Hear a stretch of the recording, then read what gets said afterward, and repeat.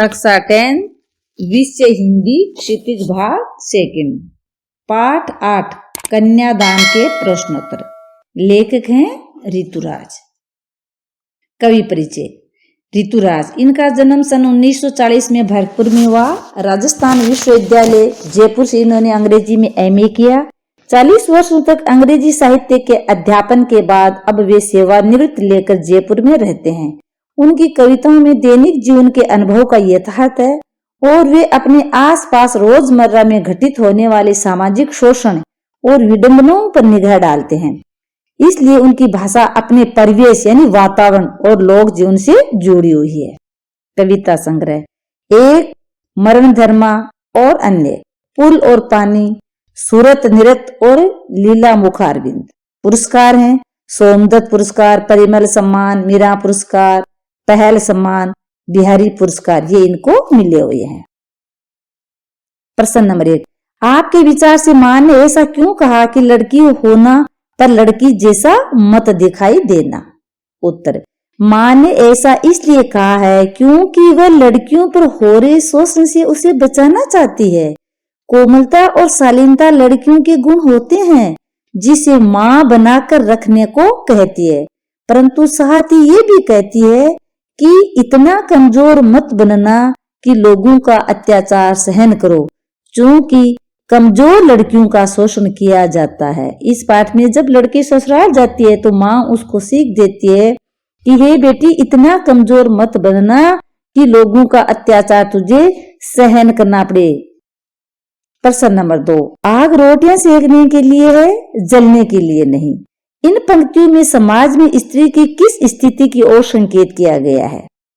उत्तर, इन पंक्तियों में समाज द्वारा नारियों पर किए गए अत्याचारों की ओर संकेत किया गया है। वह ससुराल में घर गृहस्थी का काम संभालती है, सबके लिए रोटियां पकाती है, फिर भी उसे अत्याचार सहना पड़ता है।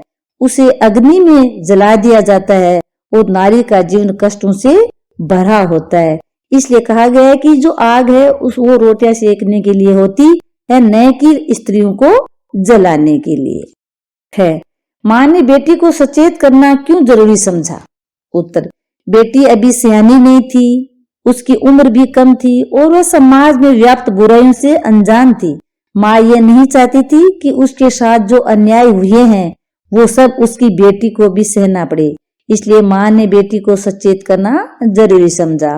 माँ अपने बच्चे को समझाती है कि हे बेटी, मुझे मेरे जीवन में बहुत सारी समस्याओं का सामना करना पड़ा। तू अभी छोटी है, सियानी नहीं हुई है, उम्र कम है और समाज में बहुत सारी बुराइयां फैली, उससे वो बच्ची अनजान थी।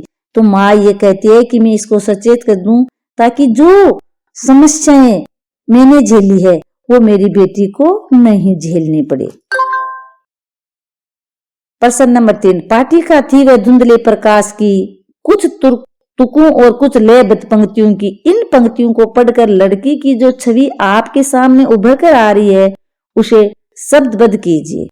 उत्तर, लड़की बहुत भोली भाली है। माता पिता के साथ रहकर उसने कभी दुखों का सामना नहीं किया है। समाज में होते घटनाओं से वह अनजान है। उसे लगता है कि उसका आने वाला जीवन भी सुखद सपना ही होगा। आने वाली बाधाओं का उसे ज्ञान नहीं है।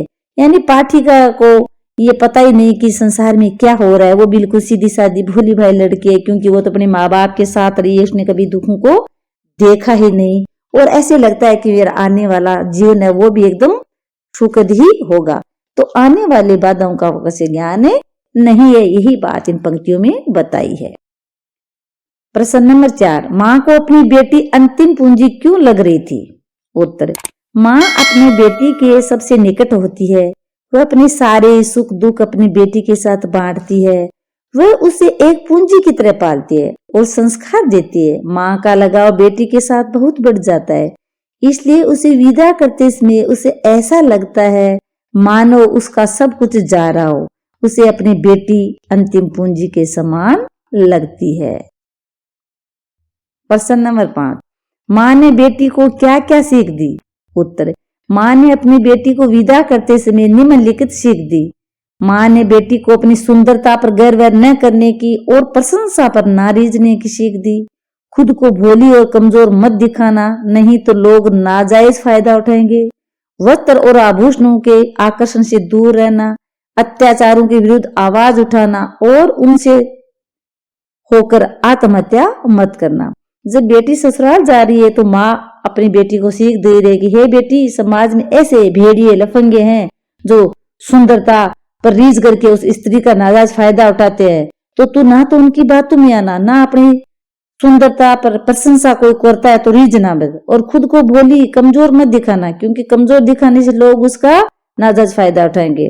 तो और जो भी तेरे पर अत्याचार हो तो उसके विरुद्ध तू आवाज उठाना और उनसे परेशान होकर कभी आत्महत्या मत कर लेना। आत्महत्या करना किसी समस्या का समाधान नहीं है। तो ये माँ अपनी बेटी को सीख दे रही है। प्रश्न नंबर 6, आपकी दृष्टि में कन्या के साथ दान की बात करना कहां तक उचित? उत्तर, कन्या के लिए दान शब्द का प्रयोग अनुचित और अपमानजनक है, क्योंकि दान वस्तुओं का होता है, व्यक्तियों का नहीं। बेटी के साथ माँ पिता का अनन्य संबंध होता है। कन्या की अपनी स्वतंत्रता है, शादी के बाद भी उसका जुड़ाव अपने मायके से बना रहता है। इसलिए जो ये कन्यादान शब्द है ये मेरे हिसाब से उचित नहीं है।